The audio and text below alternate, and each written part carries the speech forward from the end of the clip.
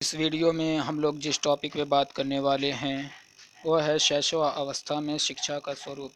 इसके पहले के वीडियो में हम लोग शैशवावस्था के बारे में जाने थे और उसकी विशेषताओं को देखे थे। इस वीडियो में हम लोग शैशवावस्था में शिक्षा का स्वरूप किस तरह का होना चाहिए इस वीडियो में चर्चा करेंगे। एक मनोवैज्ञानिक हैं गुड एनफ, उनके अनुसार बालक के पहले 3 वर्ष में उसके बाद के जीवन का आधा मानसिक विकास हो जाता है। यानी कि जन्म से पहले 3 वर्षों में ही उनका आधा मानसिक विकास हो जाता है। एक मनोवैज्ञानिक हैं वैलेंटाइन, उनके अनुसार इस काल को आदर्श वैलेंटाइन ने इस काल को आदर्श अवस्था माना है। और दूसरी बात, इस अवस्था में शारीरिक और मानसिक विकास बहुत तेज़ गति से होता है। तो इन सभी बातों को ध्यान में रखते हुए बच्चों की शिक्षा किस तरह की होनी चाहिए, उनकी अच्छी शिक्षा के लिए किन किन बातों पर ध्यान देना चाहिए, किन किन बातों पर ध्यान देना ज़रूरी है, इस वीडियो में हम लोग चर्चा करेंगे। तो पहला है पालन पोषण, जो कि उनकी शिक्षा और विकास के लिए बहुत ही महत्वपूर्ण है, क्योंकि इस अवस्था में शारीरिक और मानसिक विकास बहुत तेज़ गति से होता है। तो उनका खान पान अच्छा होना चाहिए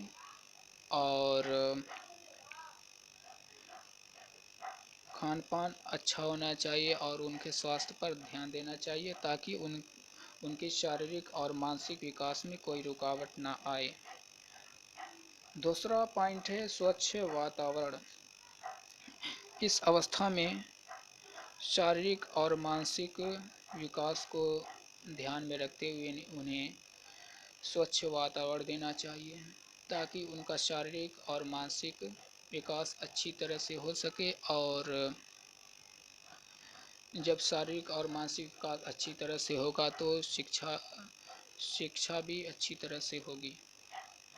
अब अगला पॉइंट है स्नेहपूर्ण व्यवहार। चूँकि इस अवस्था में बच्चे दूसरों पर आश्रित होते हैं, ख़ास तौर से अपने माता पिता पर, और स्कूल की बात करें तो अपने अध्यापकों पर।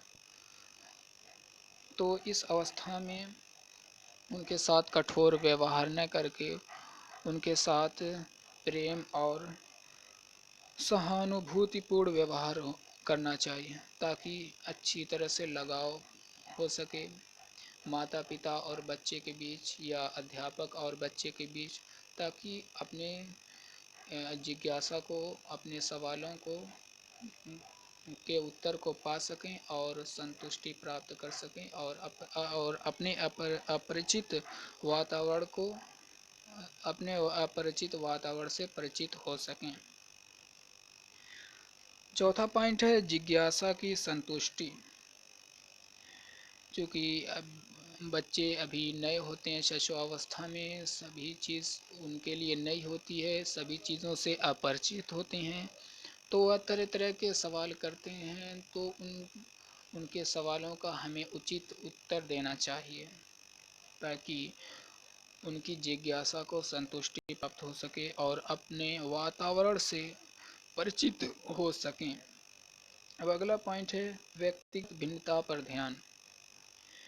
चूँकि कोई भी बच्चा हो उसका शारीरिक और मानसिक विकास समान गति से नहीं होता है। किसी का शारीरिक विकास तेज़ गति से होता है तो किसी का मंद गति से होता है, किसी का मानसिक विकास तेज़ गति से होता है तो किसी का मंद गति से होता है। तो हमें उनके शारीरिक और मानसिक विकास के आधार पर ही शिक्षा देनी चाहिए, या इन बातों को ध्यान में रख कर ही उन्हें शिक्षा देनी चाहिए।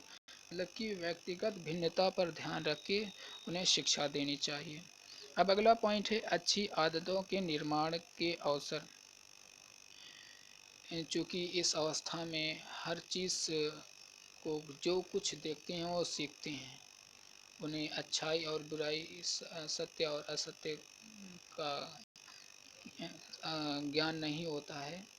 तो अच्छाई हो या बुराई जो देखते हैं वो सीखते हैं। तो हमें उन्हें अच्छी आदतों के अवसर देने चाहिए, अच्छी आदतें सीखने का अवसर देना चाहिए। अब अगला पॉइंट है सामाजिक भावना का विकास। सामाजिक भावना के विकास पर ध्यान देना चाहिए। अब अगला पॉइंट है कर्मेंद्रियों तथा ज्ञानेंद्रियों का विकास। कर्मेंद्रियों और ज्ञानेंद्रियों के विकास के लिए उन्हें क्रिया या खेल पर आधारित शिक्षा देनी चाहिए, ताकि वह करके और खेल के सीखें, ताकि उन्हें कर्मेंद्रियों और ज्ञानेंद्रियों का विकास हो सके। कर्मेंद्रियों से मतलब काम करने की जो इंद्रियां हैं, और ज्ञानेंद्रियां मतलब जिससे जिन इंद्रियों से आप ज्ञान ग्रहण कर सकते हैं, तो ज्ञानेंद्रियां। तो उम्मीद है कि यह वीडियो पसंद आया होगा, तो लाइक कीजिए और सब्सक्राइब कीजिए और बेल आइकन को दबाना भूलिए। Thank you for watching.